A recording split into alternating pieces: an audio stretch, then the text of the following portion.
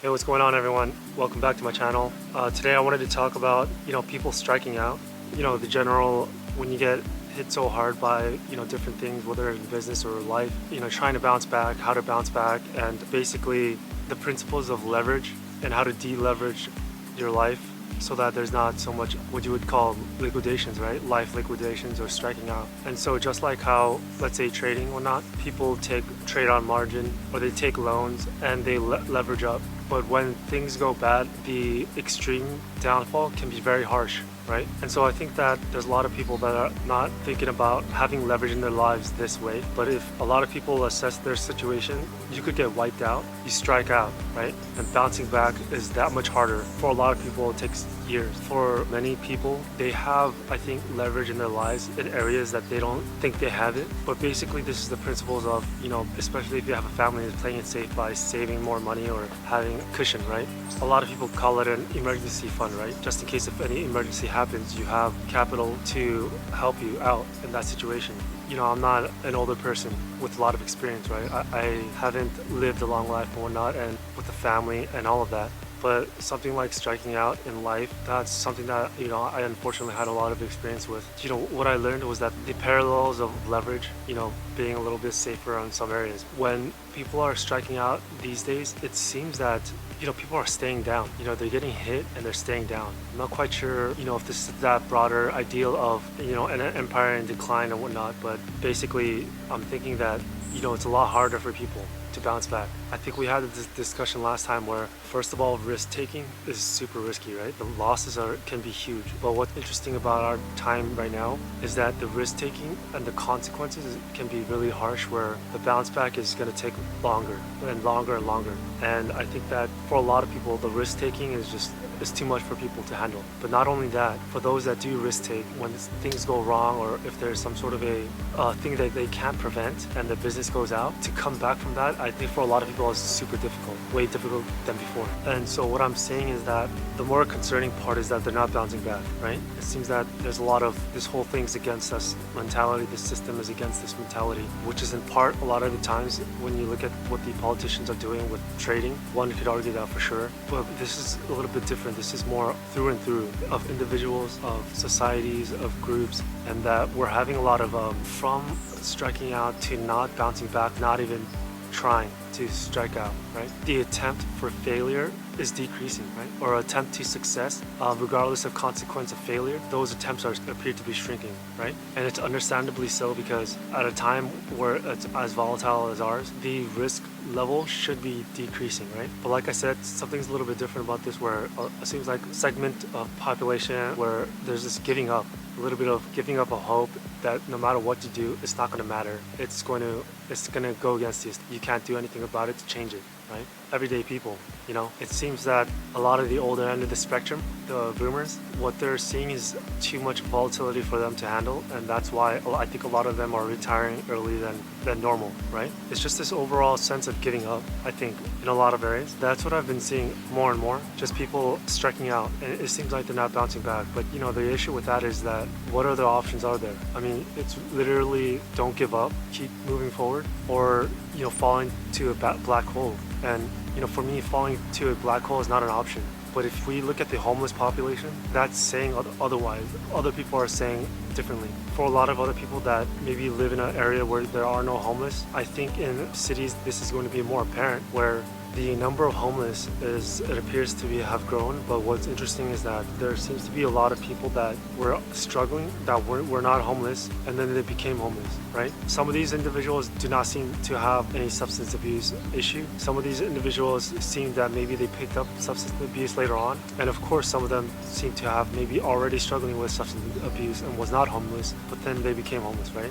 When it comes to those situations, I think overall, generally, there are programs to be able to help you back up. From what I understand, the reason why there's many that are homeless and remaining homeless is because by their choice, because at a homeless help house and whatnot, you can't use substance abuse, you can't drink and stuff like that. I can see that there's a choice. Overall, a lot of people are getting hit and they're not getting back as quick. And I think if we take a look at the little areas in our life where there might be what we consider leverage or whatnot, or buying too many things, credit card debt and things like that, I think by getting rid of a lot of those, cutting a lot of those, a lot of people can actually be able to manage their lives a little bit easier, right? Because there's less leverage. Like I said, I'm not somebody with a family or anything. If you refer to those people on YouTube, they seem to have a lot of, wealth of wisdom, right? How to go about this, how to secure for your family and whatnot. And, it sounds the advice is all the same, right?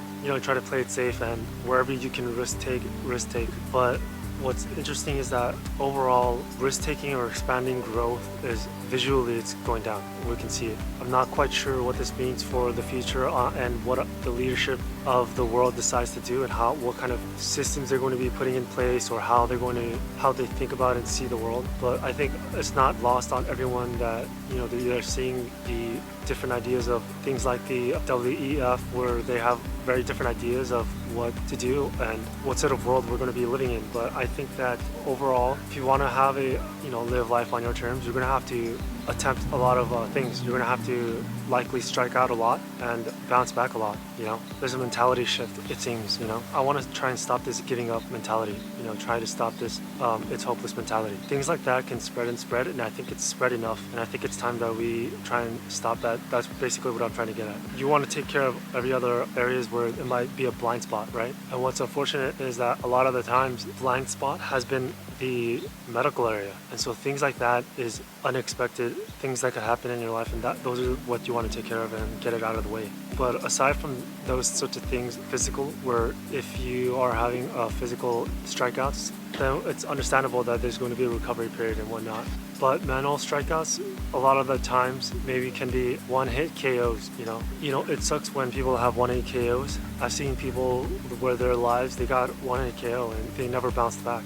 This is what I'm really trying to convey, is that when bad things happen to you, you end up with two choices. You do nothing and you just fall through a black hole. And another one is you got to get back up and keep moving. Maybe that's the way I am, but maybe it does have to do with, how you were, the experiences obviously affects you, right? But I'm also to the belief that you can either learn from other people's experiences or take in information and to do your best to try and change situations where you can. Of course, life experiences have heavy influences and shapes who you are, but there's things you can learn and things that you can apply to your life to shape the life that you want. I think there's a lot of too much talk about no matter what you do, it's not going to help, or whatever you do, it's set in stone. Certainly there are certain facts. For example, if you're in a country and things are all bad and there's nothing you can do for that certain time period or wherever you are, but that doesn't mean that you're stuck. You can't do anything about that situation in a longer term. And so that comes to time value added. The time that, let's say, it's put in, or a time period where you're striking out and you need to bounce back, or whatever, something bad happens to you and you have to take time to recover. All things are going to have to take time. Things eating up your time is not going to be good if you're spending time on things that you don't want to be spending on. But overall, before people begin to dismiss whatever it is or whatever situation they're in after, let's say, just 1 year, if you take a little bit more wider spectrum of 2 years, 3 years, 4 years, all of that added up can add up to something, right? And so even though, let's say, bad things have happened to you in life and it takes you years to recover, those years recover, it doesn't have to be totally lost, right? It can be used towards adding on to your life at that moment or later on, right? And it could help you in other ways. And what I mean by this is basically learning about different subjects and whatnot in order to help you and, let's say, your business. If you look at the landscape of business today, you can't just be for example, an expert ice cream maker, right? Ice cream shop. You have to be able to understand social media, email marketing, aside from the traditional things that you need to know, such as the location, real estate costs of the building, operational costs. And so a spectrum of knowing one area is not, I don't think it's going to be as good, right? It's best if people learn multiple areas. And so basically, if you think about your life and longer term rather than short period strikeouts, then I think you're going to have a different perspective. The time you have, if you actually live as present as you can be long. And I think that's the mentality that should be passed around. You want to make sure that this sort of mentality is what surrounds you, that those sorts of people is what surrounds you. You don't want any negative influences or negative thoughts surrounding you, thereby affecting you, and make sure you keep an eye on who's around you, right? Who surrounds you, and that may have a mentality that doesn't align with yours, right? There's a lot of these people, and a lot of these people might actually be your family members, which can be very hard, but you're gonna have to make those hard decisions, especially during these hard times, right? Time period in history that we're going through is gonna force everyone to make very difficult decisions. It's gonna be easy for nobody, but if you really wanna go for the life that you want to make for yourself, you're gonna have to make those difficult decisions. You know, you'll be okay. Just keep a good mental state and you'll be fine. But anyways, that's it for the video, guys. I hope you guys understand what I'm trying to say, and hopefully you guys are also able to maybe help pick up anybody that's striking out and they're having a difficult time to bouncing back. Maybe it's a grind that they need to get back to, but it's a necessary one. Hopefully you'll be able to talk to these people and hopefully, you know, get their head straight, put them on the right path. You know, it'll help you too as well. With that said, until next time, good luck.